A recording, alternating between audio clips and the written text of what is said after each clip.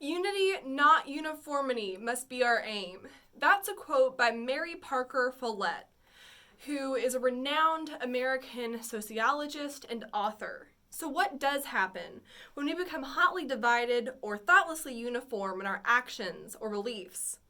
According to psychology and history, nothing all that good. As citizens of America during this time of political and social upheaval, you might have some idea of what this polarization looks like. So the really important question to answer is, how do either of the former come about? After all, the more explainable they become, the more preventable. The answers can largely be found within the psychological concepts of group polarization and groupthink. My name is Brianna Christensen, and there's a group of people behind me. They're all facing the same direction, they all look the same, and there's importance in that. We will come back to them at the end of this speech. But for now, it's important to know that I am fascinated with psychology. It affects all aspects of our life, from how we think to how we feel, to how the society around us functions. In other words, understanding psychology can help you better understand yourself, which is a fantastic asset to possess and is why I'm so interested in it.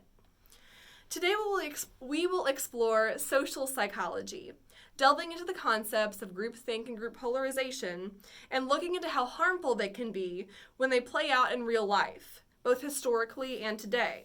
We'll begin with groupthink, which leads to unanimous group decisions that lack thoughtfulness and proper deliberation. It's a psychological phenomenon in which the want or need to conform to the group leads to irrational or incomplete decision-making. Yale psychologist Irvin Janis came up with this idea in the 1970s, and as he tried to form it, he looked at several policy failures and found that the groups that made them had something in common. They adhered to group norms and pressures toward uniformity even when their policy was working badly and had unintended consequences that disturbed the conscience of the members. So groupthink can be destructive in societal processes, as this evaluation by Janis shows, especially in government, and historically has proved to be. A few of the events that Janis formed his hypothesis with were the Bay of Pigs invasion, the escalation of the Vietnam War, and the failure to protect Pearl Harbor. According to Neuroleadership's blog, Your Brain at Work, the Bay of Pigs invasion and groupthink can be highly related. The Bay of Pigs was a decision made by John F. Kennedy to invade Cuba. And it was a failure, despite Kennedy having a qualified group of over 40 advisors, including Robert McNamara and Robert Kennedy.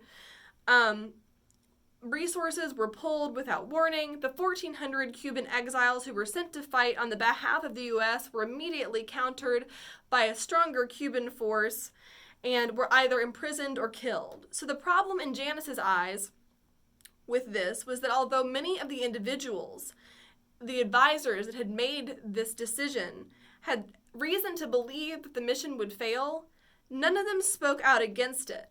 This was an effort, Janis believed, to remain uniform with and accepted by the group. This is an example of how groupthink can play out disastrously on the world scale. So what about group polarization? It leads to extreme views in isolated groups. Group polarization is the idea that a group that holds a certain opinion will hold that opinion more strongly after the individuals within that group deliberate and come to a consensus. According to Chicago Booth Review, agreement from others leads to greater confidence in the individual, which leads to more extreme views. Moderate viewpoints rely sometimes largely on a lack of confidence, which is eliminated in this group situation where pre-existing opinions are reinforced.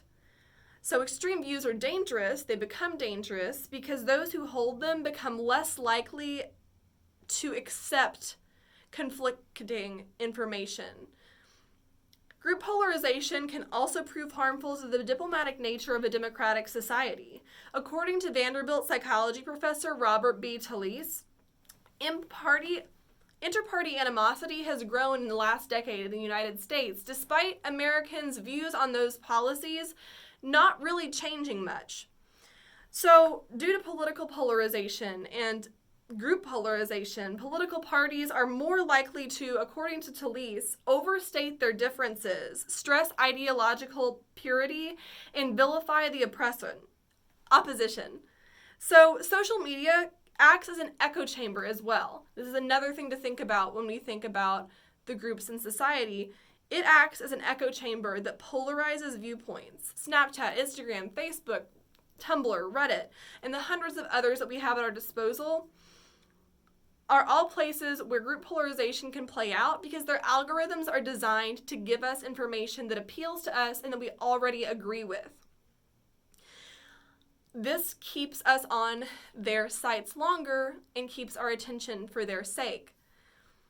So we have groups of people who are all seeing the same things, and it leads to polarization. So when we think about it, is being in a group inherently bad? Absolutely not. Some of the best ideas that society has come up with have come from group collaboration and deliberation and discussion. But we have learned that group polarization and groupthink can be harmful processes which can be detrimental to democratic processes and thought. Many groups have been left asking the same question that John F. Kennedy was after the Bay of Pigs invasion, which was, how could we have been so stupid? And group polarization and groupthink can be very stupefying, but knowing more about them might keep us from falling victim and from losing our individuality in the same way that this group of stickman has. Thank you so much.